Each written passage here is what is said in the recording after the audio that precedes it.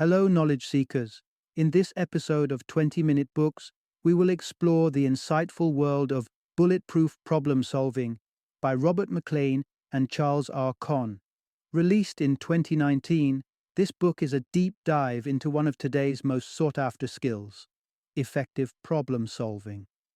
Unraveling the myth that complex problems require complex solutions, this guide provides a clear framework for tackling challenges with creativity and innovation, showing that often a simple, structured approach is key.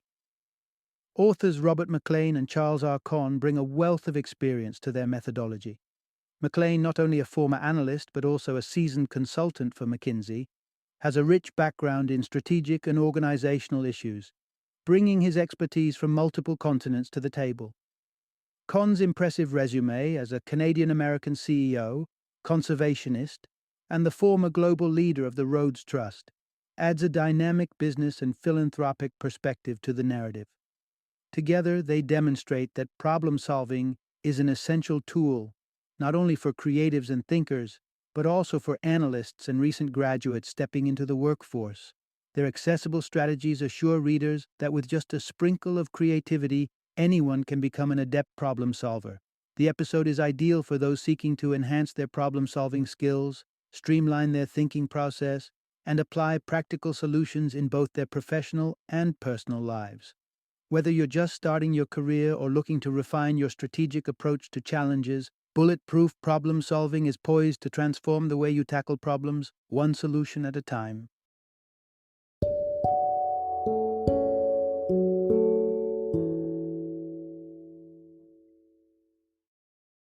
Bulletproof Problem Solving, the one skill that changes everything. Introduction: Crafting the art of seamless problem solving. Ever encountered a problem that seemed like a foggy maze, with no end in sight? The secret to unraveling such mysteries doesn't require a stroke of genius or a lucky charm. It starts with how you approach and frame the issue at hand. Some wield the wand of quick-witted problem-solving as though it were second nature. But this prowess is not reserved for the chosen few born with an intuitive knack. As it turns out, the foundational steps to proficient problem-solving are accessible to all. No special powers required. In the journey we embark on together, we will uncover the surprising lessons hidden within the life patterns of wild salmon that illuminate the essence of prioritization. A rational approach to determine whether harnessing the power of the sun for your home through solar panels is economically savvy. And the treasure troves of data available at your fingertips, even when your wallet says no to costly research expeditions. So, buckle up and prepare to harness your inner problem solver as we dive deep into the world of strategic thinking and solution crafting.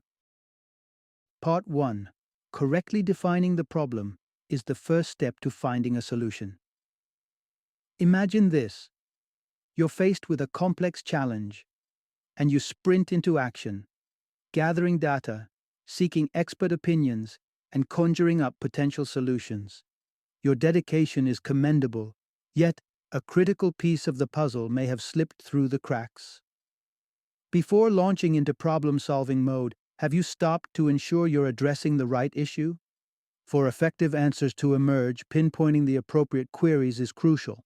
Otherwise, all your efforts might be in vain or even detrimental. Let's contemplate the importance of asking the right questions by looking at the plight of newspapers in the digital age. The newspaper industry once held the reins on local news dissemination. Then, as the internet dawned, a sense of unease crept through newsrooms.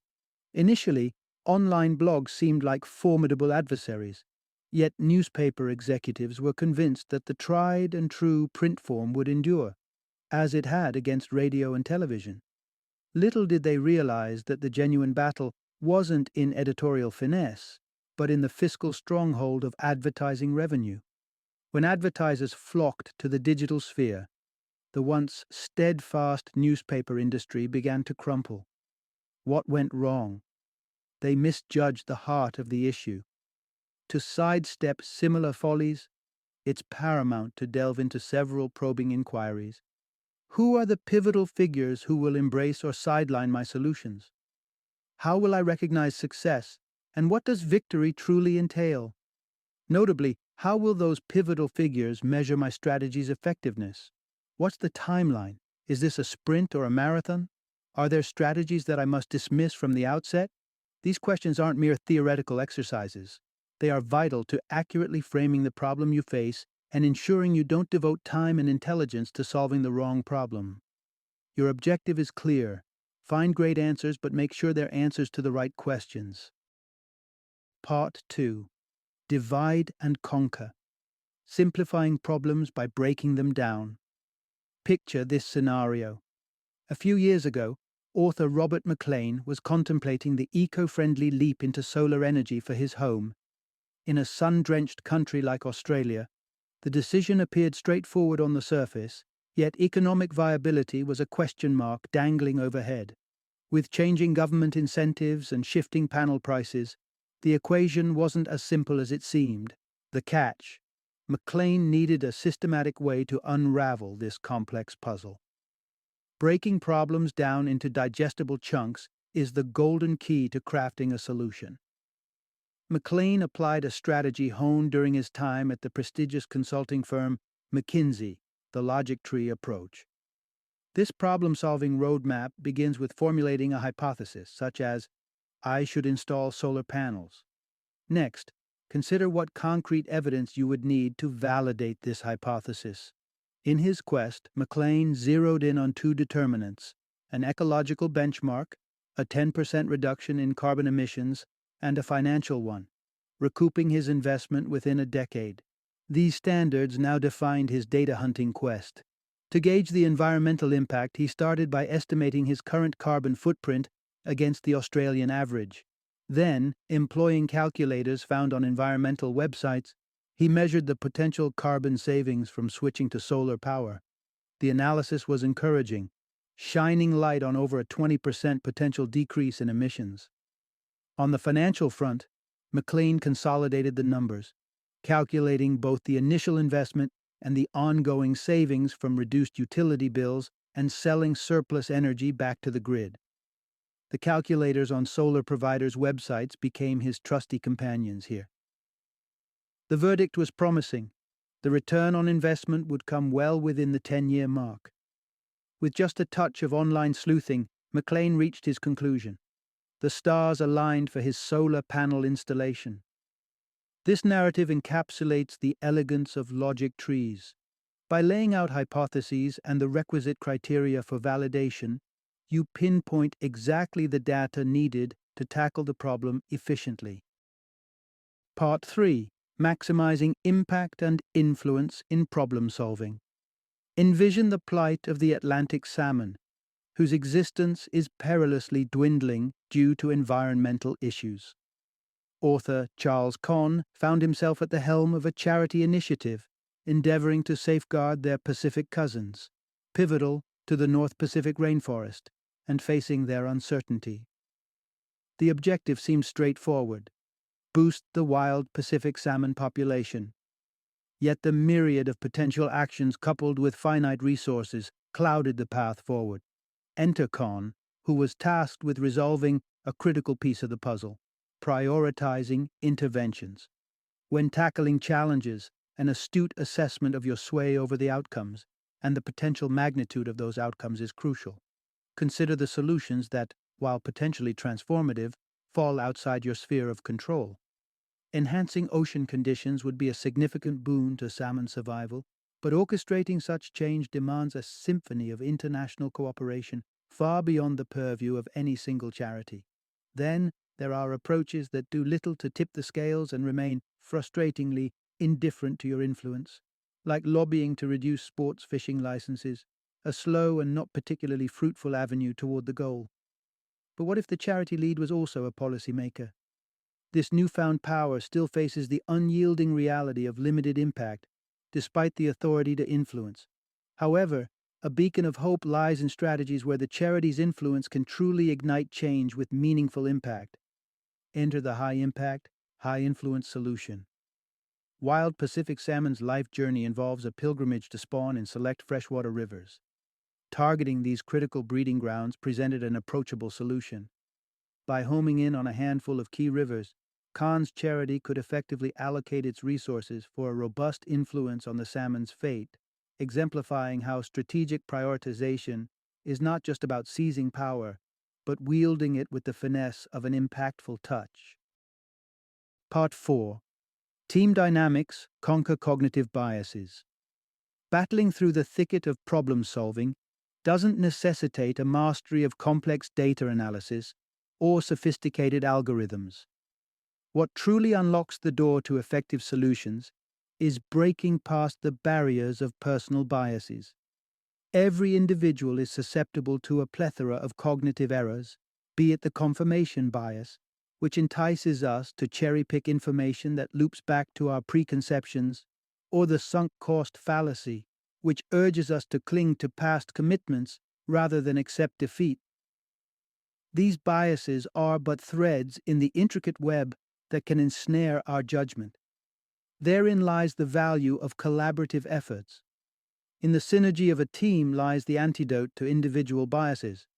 Philip Tetlock's superforecasting sheds light on this phenomenon, illustrating that carefully coordinated teams consistently eclipse even the most brilliant individuals in predictive accuracy. In certain instances, these teams surpass even data-crunching computational behemoths.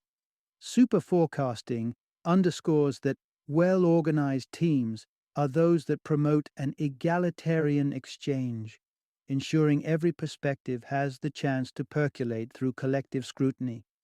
One such adopter of this philosophy is the prestigious consulting firm McKinsey, championing a principle known as the obligation to dissent. This instills in even the most junior team members not merely the permission but the imperative to question decisions and perspectives of their higher-ups. It's a two-way street. Seasoned professionals are, in turn, committed to genuinely weighing the younger voices. This approach serves as a bulwark against one particularly prevalent bias: the undue valuing of ideas based on the proposer's rank rather than the idea's merit. When all voices are valued equally, the likelihood of selecting the most robust solutions climbs exponentially. To facilitate virtuous egalitarian engagement, you might hand out 10 sticky notes to each team member as votes, inviting them to express their preferences among a range of suggestions posted on a whiteboard. It's essential, too, that the team's leaders cast their votes last, dodging any undue sway they might cast over others. This tactile, visual exercise democratizes the idea-sifting process and keeps the team's discussion open, balanced, and bias-resistant. Part 5. Unlocking insights from data with the right approach. Amassing mountains of data is one thing, but translating that treasure trove into actionable and impactful solutions is an art and a science unto itself. Data, by itself, holds no inherent revelations.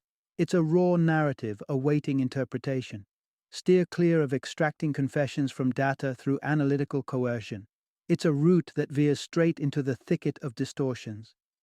Instead, let's explore the power of thoughtful simplicity. Data, when treated with respect, is a wellspring of clarity. The term heuristic might evoke the charm of ancient wisdom, but its practicality is timeless.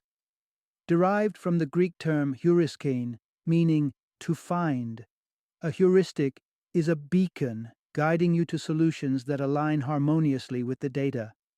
Consider Occam's razor, a principle that dates back to William of Ockham, a 14th century philosopher. His credo: the simplest hypothesis, making the fewest assumptions, often clears the path to truth. Picture forming assumptions as casting dice. With each roll, the likelihood of landing all dice on the desired numbers diminishes. By limiting your assumptions, you elevate your chances of a winning streak. Another heuristic gem is the 80-20 rule, also known as the Pareto principle after the Italian economist Vilfredo Pareto. This analysis suggests that a substantial portion of results typically hinges on a relatively minor fraction of causes. It's not rare to uncover that 20% of customers command 80% of a product's sales. To harness the Pareto principle, start by mapping out your challenges. Think along the lines of customer grievances, unfulfilled orders, or defective goods. Assess each problem against the impact its resolution would wield. Once you've arrayed your issues, delve into the underlying causes. Is it insufficient training, malfunctioning equipment, or ambiguous procedures? Cluster the problems by their root causes and aggregate their respective impacts. The higher the cumulative score, the more momentous the improvement you can achieve by addressing that specific root cause. Part 6. The world is your oyster when it comes to finding data. Organizations across the board, from governments to small non-profits, often grapple with the impact of their initiatives. Governments, for example, might ponder whether tax cuts truly stimulate economic growth. The obvious approach to such questions would be to set up a control group and conduct an experiment. But in the real world, this is rarely feasible and can even cross ethical boundaries. Financial restrictions often serve as another barrier to data gathering. However, there's a glimmer of hope for the data thirsty. The answers may already be fluttering in the winds of the world around you. A treasure trove of data awaits those with a keen eye for observation. Political scientists, Evan Saltus and David Brookman, dug into this very premise when they sought insights into whether American voters harbored a bias against minority candidates. Unable to design their own experiment, they turned to a phenomenon known as a natural experiment. Natural experiments are, in essence, trials conducted by happenstance, creating data sets ripe for analysis. In the case of Saltus and Brookman, their attention turned to an intriguing aspect of the Republican presidential primaries in Illinois. There, voters didn't directly vote for the likes of Trump or Romney, but for delegates linked to those candidates. Illinois' system had two peculiarities that caught the researchers' eyes. Firstly, the delegates, though politically ambiguous figures, had their ethnic identifiable names listed on ballots.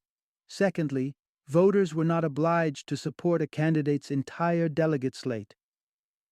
This setup presented a unique opportunity. If voters were swayed by ethnic bias, one might expect to see minority name delegates, such as Jose or Miguel, receiving fewer votes compared to conventionally Anglo-American names like Tom or Dick, even when all delegates championed the same candidate. What makes this scenario a goldmine is that the required data is already out there. It's just a matter of sifting through existing records rather than expending resources on setting up a fresh inquiry. So take this as a heartening memo. With a little resourcefulness and a lot of digging, you may discover that the answers to your questions have already been seeded in the data generated by the world's natural course of events. Final summary. In today's fast-paced, ever-changing professional landscape, the ability to dissect and conquer problems stands as a non-negotiable pillar of success. But where does one start in this complex dance of diagnostics and decisions? At the heart of it all lies the art of defining the problem with pinpoint accuracy. Secure this foundation, and you're well on your way. From there, the journey of problem-solving unfolds in a series of deliberate, strategic steps. Break the behemoth into bite-sized pieces, and examine these fragments to discern a clear path forward. Prioritization is your guiding star here, propelling you to seek out solutions where influence and impact intersect in their mightiest forms. But even the most solid strategies can falter if biases creep in and cloud judgment. The antidote?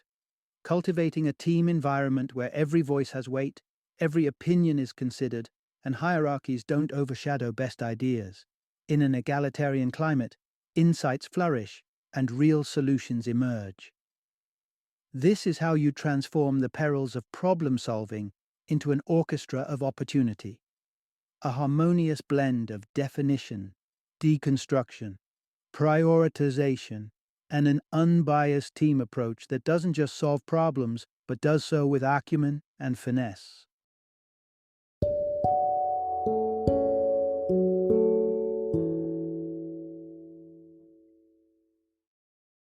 Thank you for joining me today on this journey of learning and discovery as we explored the insights of another thought provoking book in our growing library of knowledge. If you've enjoyed our time together, please take a moment to follow our podcast, give us a 5-star rating, and share 20-minute books with other knowledge seekers. Your support truly means a lot. Don't forget to join me again in the next episode, where we will delve into another enriching book. Until then, happy reading and happy listening.